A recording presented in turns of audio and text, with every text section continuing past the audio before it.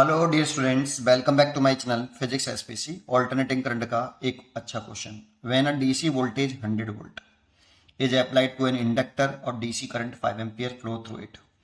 When AC voltage 200 volt peak value है is connected to inductor to its inductive reactance is found to be 20 root 3 ohm.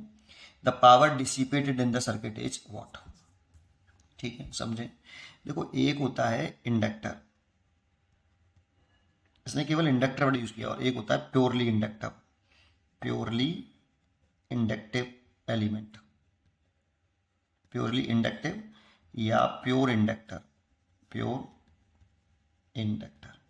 जब हमसे pure inductor कहता है ना, तो pure inductor, जैसे हम ये इंडक्टर बनाया हमने, तो प्योर कहा तो इसमें हम ये मान लेते हैं कि इसमें केवल इंडक्टिव रिएक्टेंस है एक्सएल ओम और रेजिस्टेंस जीरो है।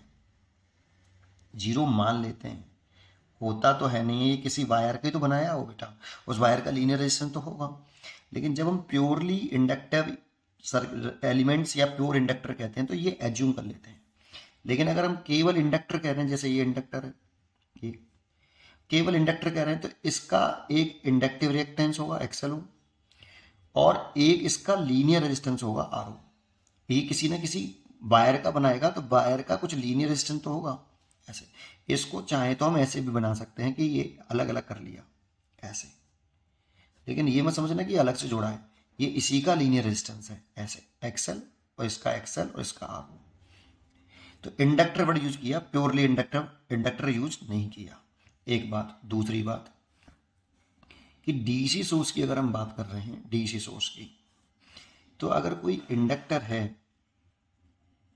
जैसे मैंने इस चीज को इंडक्टर ही बोला, इसको ऐसे बना रहा हूं, ये इसी का रेजिस्टेंस है, अलग से नहीं जोड़ा, ये ध्यान रखना, आर ओम और ये एक्सएल ओम। तो इसे मैंने किसी डीसी सोर्स से जोड़ दिया, जैसे ये जोड़ दिया, तो जैसे ही मैं इसे कनेक्ट करूंगा, इसको मैंने कनेक्ट करा, तो t बराबर जीरो पर करंट जीरो होगी, क्योंकि इस इंडक्टर में जैसे जोड़ेंगे तो करंट बढ़ेगी, तो करंट में चेंज आएगा, तो इंडक्टर करंट के चेंज आने का विरोध करेगा, तो उसे करंट को बढ़ने नहीं देगा वो। तो इनिशियली टी बराबर जीरो पर करंट जीरो होगी, और ये इंडक्टर एक ओपन सर्किट की तरह से काम करता है, ऐसे कोई करंट फ्लो नहीं करने देगा बेटा। टी बराबर जीरो पर इसका वोल्टेज भी दे रखा है, ठीक है। जोड़ने के बाद ये इस तरह से दिखाई देगा।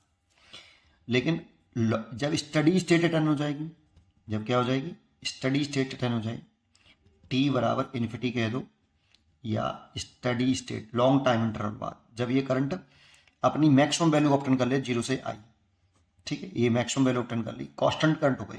अब जब करंट कांस्टेंट हो जाएगी तो करंट में कोई चेंज नहीं आएगा, तो कोई इसके अंदर इंड्यूस करंट डेवलप नहीं होगा, और कोई इंड्यूस करंट डेवलप नहीं होगा तो वो विरोध नहीं करेगा बेटा। तो उस वाली कंडीशन में ये एक वायर की तरह से काम करता है स्टडी स्टेट में। जो इंडक्टर है वो एक वायर की तरह से काम करता है only, that means linear resistance रह जाता है उसमें, उसमें एक्सएल का कोई रोल नहीं रहता, फिर इंडक्टिव रिएक्टेंस का कोई रोल नहीं रहता। जैसे करंट कांस्टेंट होगी, स्टडी स्टेट में करंट कांस्टेंट हो जाती है बेटा, ठीक है। तो ये ऐसे हो गया, तो ये वोल्टेज वी है, और इस वाली कंडीशन में इसमें जो करंट फ्लो करेगा अगर देखेंगे तो इसका कोई रोल नहीं है, एक वायर की तरह से ट्रीट होगा, तो करंट इज इक्वल टू हो जाएगा वी अपॉन आर, ये हो जाएगा बेटा। और समझाता हूं, इन दोनों के बीच में एक स्टेज होगी टी बराबर जीरो और टी बराबर इन्फिनिटी के बीच में। तो इसके बीच में जो स्टेज होती है वो, जैसे ये इंडक्टर है, ये आरएल सर्किट हो गया बेटा, आपने पढ़ा होगा आरएल सर्किट, एक्सएल ओम, है ना। सबसे बड़ा कंफ्यूजन यही रहता है, पहले इस कंफ्यूजन को खत्म कर लो फिर आगे बढ़ते हैं। तो इसके क्रॉस वोल्टेज भी है, करंट बढ़ रहा है, आई बढ़ रहा है, तो D I over D T positive होगा। तो इसके अक्रॉस जो वोल्टेज का मैग्नीट्यूड होगा वो L D I over D T होगा, और इसके अक्रॉस जो वोल्टेज का वो होगा वो वी बराबर आई आर होगा। तो वी की वैल्यू जो होगी वो I R plus L D Y over D T होगी। अगर यहाँ से हम सॉल्व करते हैं, ऐसे लिख के v upon V minus I R upon, अभी ऐसे लिख लो L D I over D T, और यहाँ से लिख लो D I over V minus I R, और यहाँ से लिख लो डी टी वाई एल।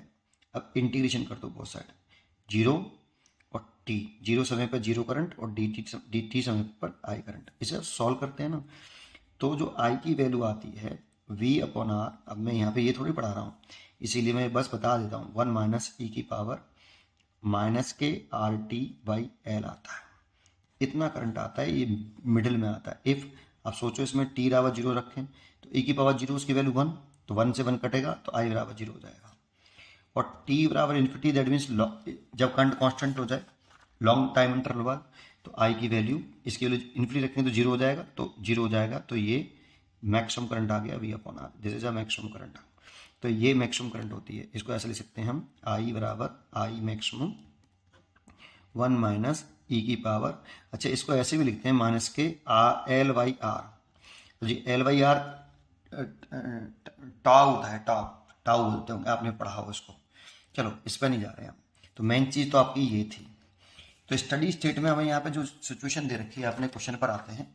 तो अपने इस क्वेश्चन पर आए तो स्टडी स्टेट में हमें यहाँ पर करंट दे रखी है डीसी की बात करें तो ये इंडक्टर था आपका ऐसे ये, और इससे मैंने एक बैटरी लगाई है 100 वोल्ट की, और उसने स्टडी स्टेट रिटर्न कर ली है, आई बराबर कितना 5 एम्पियर करंट है।